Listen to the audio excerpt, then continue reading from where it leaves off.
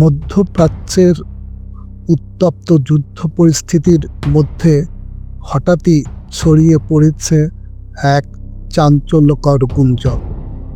ইসরায়েলের প্রধানমন্ত্রী Benjamin Netanyahu কি মারা গেছেন নাকি গুরুতর আহত? ইরানের আধা সরকারি সংবাদ সংস্থা তাসনিম নিউজ এজেন্সি দাবি করেছে, হিব্রুভাষী বিভিন্ন সূত্রে এমন জল্পনা ক্রমেই বাড়ছে। তবে এখন পর্যন্ত এই তথ্যের কোনো আনুষ্ঠানিক নিশ্চিতকরণ পাওয়া যায়নি। প্রতিবেদন অনুযায়ী কয়েকটি অস্বাভাবিক ঘটনা এই গুঞ্জনকে আরও উস্কে দিয়েছে।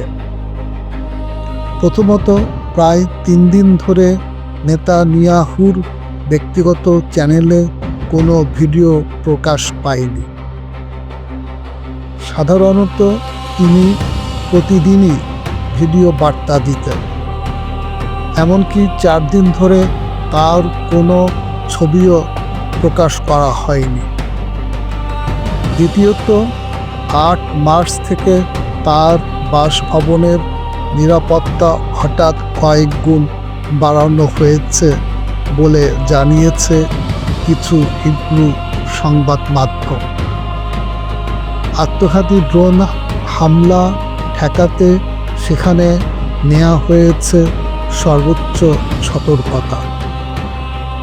তৃতীয়ত, মার্কিন প্রেসিডেন্ট ডোনাল্ড ট্রাম্প এর জামাতা জার্ড কুশনার এবং বিশেষ দূত স্টিভ উইটকফ এর নির্ধারিত ইসরায়েল সফর হঠাৎ বাতিল করা হয়েছে। অন্যদিকে ইসরায়েলের সংবাদ মাধ্যম দ্য জেরুজালেম পোস্ট বলছে, এসব খবর মূলত যুদ্ধকালীন গুজব যা ইরানি মিডিয়া ছড়াচ্ছে। এদিকে ফরাসি প্রেসিডেন্ট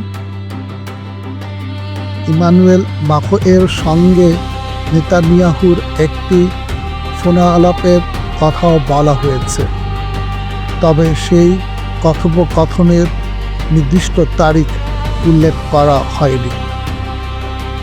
ফলে প্রশ্ন থেকেই যাচ্ছে, এটি কি সত্যিই কোনো বড় ঘটনার ইঙ্গিত নাকি যুদ্ধের কৌশলগত তথ্যযুদ্ধ?